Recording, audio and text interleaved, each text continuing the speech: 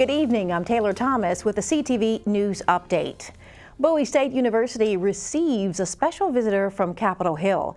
U.S. House Majority Whip Jim Clyburn toured the Bowie State campus this afternoon. Comptroller Peter Francho and Delegate Darrell Barnes joined him on the tour. They came to draw attention to the importance of HBCUs. They also improve the entire culture of our state because they give us so much information about the history, and they provide an opportunity for us to equalize some of the discrepancies. With 40% of our population is African American, 20% of our teachers are. We need to count on the HBCUs to do something special for the state. I'm a big HBCU guy. I'm a graduate of one, and I'm here to support HBCUs. To welcome him here and to have him talk with the students, it's historic. It's also very exciting for our students to have this experience, to be before him and share their firsthand knowledge about the HBCU experience, the academic excellence that's here, and to share with him how they feel about the future of our HBCUs. Dozens of HBCUs, including Bowie State, received bomb threats this past winter. Meantime, following their tour, the lawmakers held a roundtable event with students. Leadership has officially changed hands at the Maryland National Capital Park and Planning Commission. A swearing-in ceremony was held for Peter Shapiro this morning. In attendance were County Executive Angela Alsobrooks, gubernatorial hopeful Rashawn Baker, and several council members. Shapiro says his top priorities include transit-oriented development. I have a heavy emphasis on inner beltway revitalization and in preserving quality neighborhoods in the more suburban areas and in rural preservation. And all of that's being done in partnership with the county executive and the county council. It's a real opportunity for transformation for the county, and as the county executive says, there are great things ahead of us, and I'm looking forward to being a part of it. He has demonstrated his ability to lead, to execute, and to create a vision for our county that lifts up all of our residents. Shapiro is a former county council member and served 2 years as chairman. He also served on the board of directors of the Metropolitan Washington Council of Governments. The latest COVID-19 numbers point to an increase in new cases and a slight uptick in hospitalizations across the state. The Maryland Department of Health has confirmed 438 new cases since yesterday. The Prince George's positivity rate is also up slightly to 1.45%. 2 Marylanders have died of COVID since yesterday. 148 people remain hospitalized. Despite the ongoing pandemic and a record-level inflation, the American economy added 431,000 jobs in March. The Bureau of Labor Statistics says the job growth helped during the down March unemployment rate to bring it down to 3.6%. Now, job gains were mostly in the leisure, hospitality, professional and retail, as well as manufacturing sectors. President Biden spoke about the job report this morning. It's very clear. Americans are back to work, and that's good news for millions of families who have a little more breathing room and the dignity that comes from earning a paycheck, just the dignity of having a job. And more Americans get jobs as they do. It's going to help ease the supply pressures we've seen. And that's good news for fighting inflation.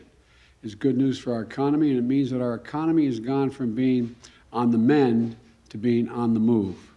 You're watching CTV News. I'm Taylor Thomas. Back in a moment. I moved to Florida with literally pennies in my pocket and a prayer. I needed a new start. Dacian looks like a very typical 3-year-old until you ask him, "What's your name? How old are you?" My son has a lot of behaviors that would show as being autistic. Most kids can tolerate a variety of foods, but unfortunately for Dacian, everything has to be organic and raw. I wasn't ashamed to go to the food pantries. It's expensive to eat healthy, and nutrition is very important to Dacian's health. The healthy organic food that we receive dramatically helped his social skills. Most people would say, she really doesn't have much of a life, but to me, I have everything right there next to me and my son.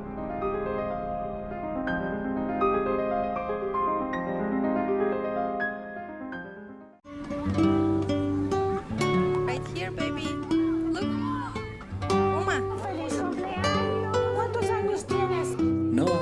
Something more than a birthday is happening here. Once you can see it, you can help. The sooner you recognize the signs of autism, the sooner you can make a lifetime of difference for your child. Start by answering a few simple questions at screenforautism.org. We hear the stories of people whose lives have been left hanging by a thread, or whose worlds have been blasted apart. And whether it's care or a community that people need, we're here to help them live a new chapter. Be a lifeline to the most vulnerable.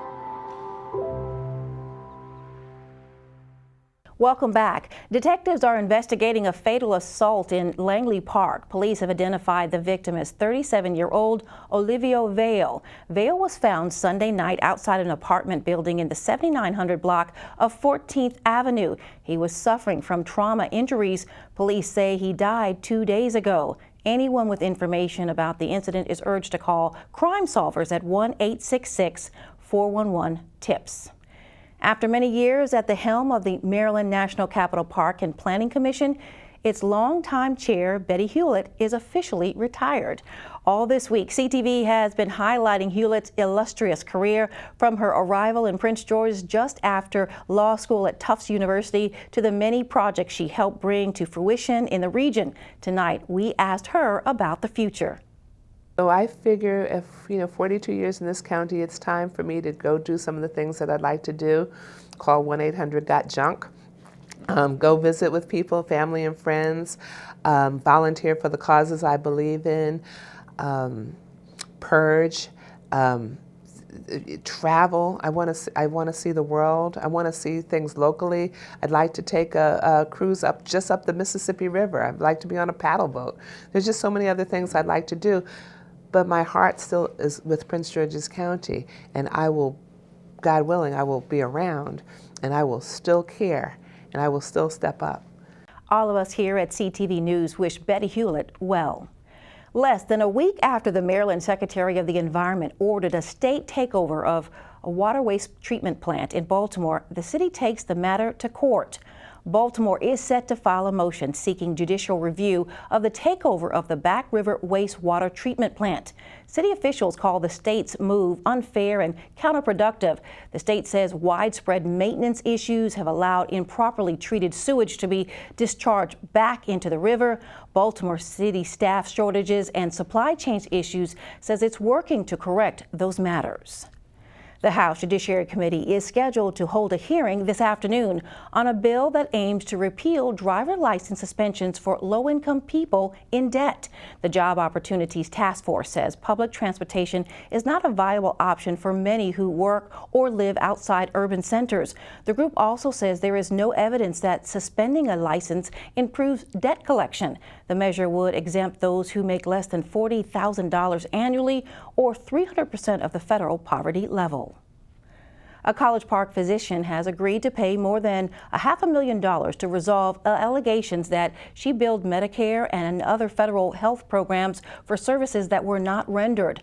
The Maryland U.S. Attorney's Office says during a period of about 5 years, beginning in 2013, Dr. Anuja Kurich, who operates PHC Healthcare, also billed for services, some of which she allegedly performed in College Park. Documents indicate she was out of the country at the time. According to the agreement, the resolved claims are still allegations and not an admission of guilt. And still to come on CTV News tonight, the latest on NASA's Hubble mission. Stay with us. My grandfather was part of the study, Alec Ware, and Frank Cooper. Just get educated about what went on with the study. It's just amazing how people still don't know. And now they're comparing it to the COVID-19. It's not a comparison. Due to the fact that they wasn't given treatments, things have changed now. I've been a nurse since 1981. I just started wanting to do something to give back. After I found out what happened to my great-grandfathers. And I made the decision that I was going to get the shot. That's the reason I'm doing it. I'm doing it for them. I'm doing it for myself. I'm doing it for my kids. Love you so much. Yes.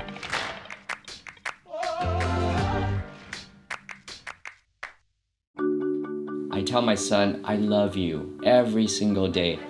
Now, my dad has never said that to me.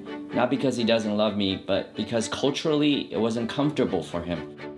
Now that he's a grandfather, he says, I love you to my son every time he sees him. My advice to all the fathers out there, forget the cultural restrictions. They grow up way too fast for you to waste even a single precious moment. Welcome back. A popular peanut butter brand is recalling 3 products. Skippy Foods is voluntarily recalling the reduced fat creamy peanut butter spread, the reduced fat chunky peanut butter, and the creamy peanut butter blend with plant protein. The products were pulled because they may contain pieces of stainless steel. For more details, visit the website on your screen.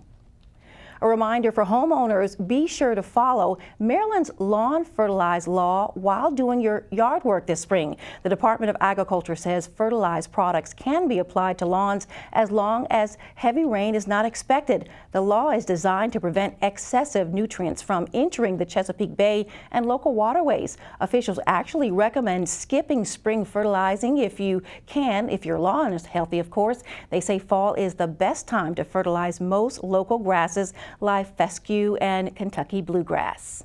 The Hubble Space Telescope has been observing the cosmos for more than 30 years, and another incredible observation has just been released. Earendel is the farthest individual star ever observed. The light from the star has taken nearly 13 billion years to get to us.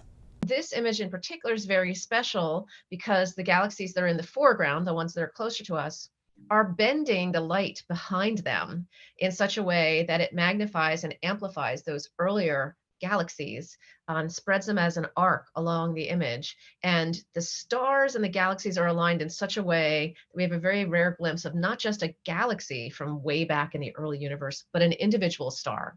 So today's result is it's a record-breaking single star. We're seeing a single star whose light left that star when the universe was less than 1 billion years old. And we're at 13.8 billion years today. So we're really talking about early days of the universe.